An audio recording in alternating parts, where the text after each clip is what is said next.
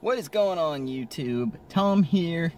Not much really for an exciting video today. So if you're hoping for something exciting, I'm actually going to apologize. Not even sunglasses on, but I just wanted to give you all a little bit of a quick update.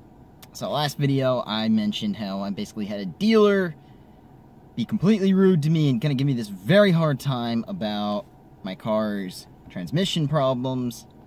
And they basically acted like, what problem, what service bulletin, no, we are not going to let you drive the car and diagnose the problem. Basically like, you don't know what you're talking about.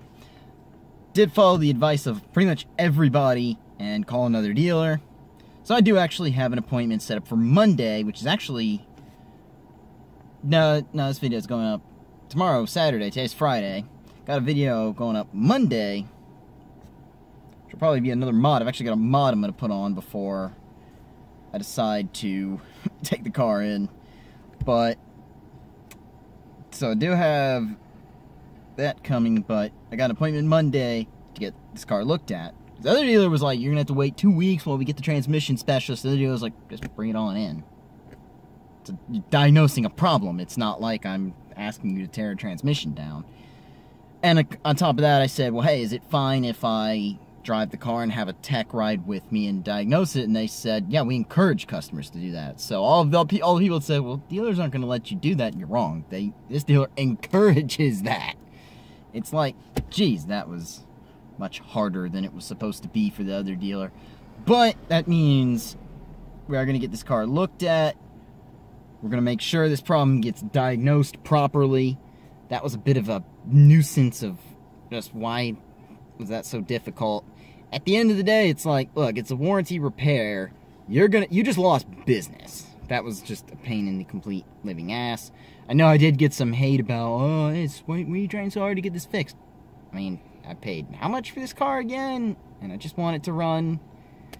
So, but yeah, like I said, I do have a mod coming. I actually have it. I just need to go ahead and put it on the car. But pretty simple, self-explanatory stuff. I didn't want to make this a really long video. I don't really want to keep going on and on. But I will definitely let you know how that goes. I'm pretty kind of nervous because I hope it's something simple. I have had another, I don't know if he's a subscriber, whether it's a or just a comment, but I did have someone point out there is another service bulletin out for just the shifter.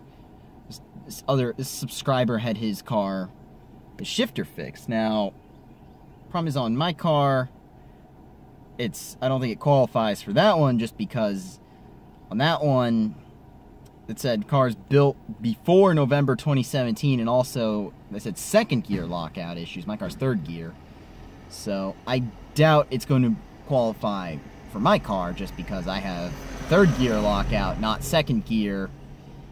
And yeah, and on top of that, it was built February 2018, so we shall see.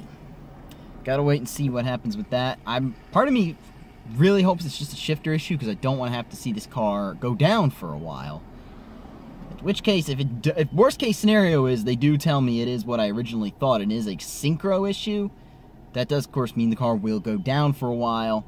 At which point, I will at least try to convince them. I don't know how well this is going to work. I'll try to convince them, give me an exciting loaner so I can at least make some content on something else. What that is, I don't know yet, because I don't even know if they'll do that. Otherwise, it'll just be probably just me talking about opinions on stuff, which I don't really want to do, but we'll see. Best case scenario is it's something simple, like all it needs is a fluid flush, and I can be in and out that afternoon, back on the road. Fingers crossed that's all it is.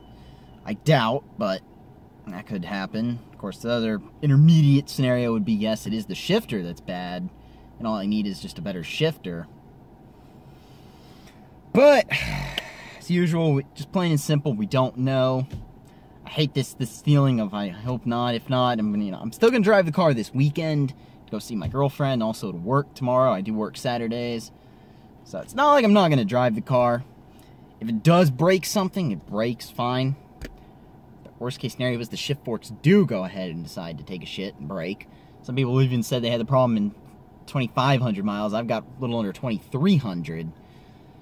But I really do love this car. I know some people have said, keep in mind the lemon law buybacks. It doesn't qualify for a lemon law yet because that's like 5 times you have to get a problem repaired, I think. Only having to get a problem once, it doesn't qualify anyway. On top of that, I've already got money into this car. I haven't sunk like a massive amount of money. It's not like I've sunk hundreds upon thousands of dollars, but I've got an X-pipe, I've got some lighting done. It would suck to have to undo all of this and go do it on another car. You know, I custom ordered this car. You know, this car, the VIN number was attached to my name. I've got when I pull out the window sticker, it's a special order on it, so I don't want this car to get bought back. It just kind of sucks that, you know, you spend all this time saving up for a car, you go through the process of custom ordering, you get your exact car, and this is problems you're met with. But, you know, it's an ownership vlog as well. I do want to kind of share the good and the bad with you all. I'm not trying to make this all positive vlog.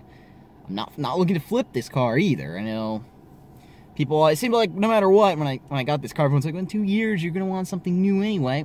No, I really mean it when I say long-term, not street speed long-term of, I've had this car for 6 months, it's time for a new car. I really do want to keep this car long-term. So, this is what I got to go through. Recalls and service bulletins are a fact of life with cars. No car is perfect, but oh well. Although, the good news is, though, out of all this with this channel, more channel news than anything, I actually got a couple of sponsorship offers already. Now, they were from Chinese companies, not really stuff I'm looking to put on the car. But I thought it was pretty cool, because it was like, you know, this is awesome. People are actually starting to reach out. This means the potential for better sponsorships for stuff I actually want to do is much higher right now. So, potentially, I might start seeking real sponsorship, because I know some people have been like, only 1,000, is that really enough to get it? Well, there's other channels that actually have sponsorship of decent, reputable companies at this sponsorship level, so definitely going to be exploring that. I'm going to be looking into what it really takes to get a sponsorship, so oh, this has not really been the most exciting vlog, I know. I apologize to you all. I do like to make stuff better than this. I had another couple videos planned, but the problem is this is just, I want to share this with you all. I want to let you know what my ownership with this car has been like. Anyway, any comments and concerns, let me know in the comment section below. Wish my baby some luck with this. It kind of feels like I'm sending a child to go get a surgery right now, because possibly the transmission may have to get dropped. But anyway, if you like this video, go ahead and leave a thumbs up. I know it's a bit of a sore subject. Anyway, take care. Have a good day.